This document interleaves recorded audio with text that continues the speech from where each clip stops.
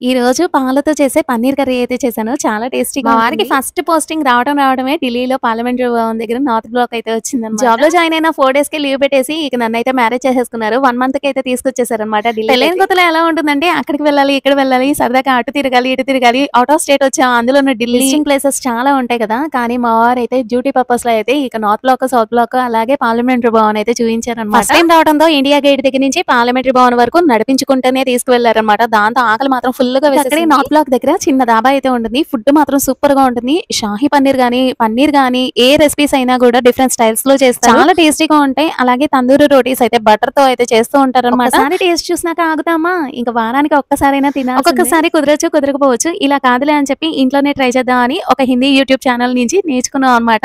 ఇద్దరం పోటీ పడి మరీ నేర్చుకున్నాం. పన్నీర్ అంటే ఇష్టపడిన వాళ్ళు కూడా మేము వండిన పన్నీర్ కి ఫిదా అవ్వాలి. సరే చాలా ఎక్కువ మాట్లాడేసినట్టున్నా. వీడియో వస్తే please like and subscribe and do follow for more